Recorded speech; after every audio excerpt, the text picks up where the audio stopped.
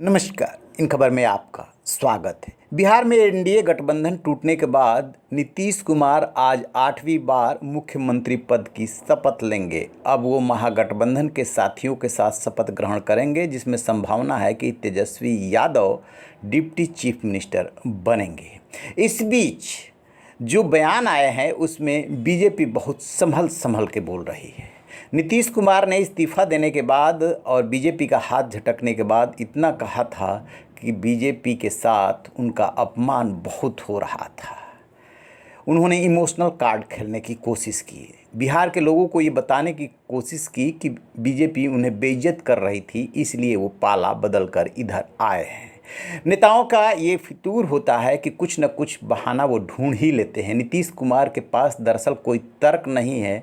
इतनी बार पलटी मार चुके हैं कि उनका नाम पलटू राम हो गया है और वो अब इमोशनल कार्ड खेल रहे हैं। हाँ, तेजस्वी यादव ने ज़रूर जो है कुछ ऐसी बातें कही जिससे लगा कि हाँ, वो विरोधियों पे अटैक कर रहे हैं। तो बीजेपी ने भी जो रणनीति बनाई है उसमें नीतीश के प्रति नरम और आरजेडी के प्रति गरम की रणनीति बनाई है।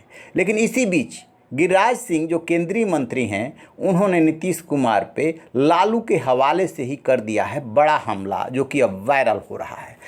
दरअसल 3 अगस्त 2017 को लालू प्रसाद यादव ने एक ट्वीट किया था जिसमें लिखा था कि नीतीश सांप है, जैसे सांप केचुल छोड़ता है वैसे ही नीतीश भी केचुल छोड़ता है और हर 2 साल में सांप की तरह नया चमड़ा धारण कर लेता है। किसी को शक? ऐसा उन्होंने ट्वीट किया था। गिरिराज सिंह ने उसी ट्वीट को रीट्वीट करते हुए लिखा है कि सांप आपके घर घुस गया है और ये हो रहा है वायरल। दरअसल नीतीश कुमार और आरजेडी प्रमुख लालू प्रसाद यादव की बहुत पुरानी दोस्ती है। लगभग साथ साथ ही दोनों ने राजनीति शुरू की थी, काफ़ी समय तक साथ साथ रहे भी। पहली बार जब चीफ मिनिस्टर लालू प्रसाद यादव बने तो कहा जाता है खुद नीतीश कुमार विधानसभा में क्लेम कर चुके हैं और बाहर भी बोलते रहे हैं कि लालू प्रसाद यादव को मुख्यमंत्री बनवाने में उनकी अहम भूमिका रही।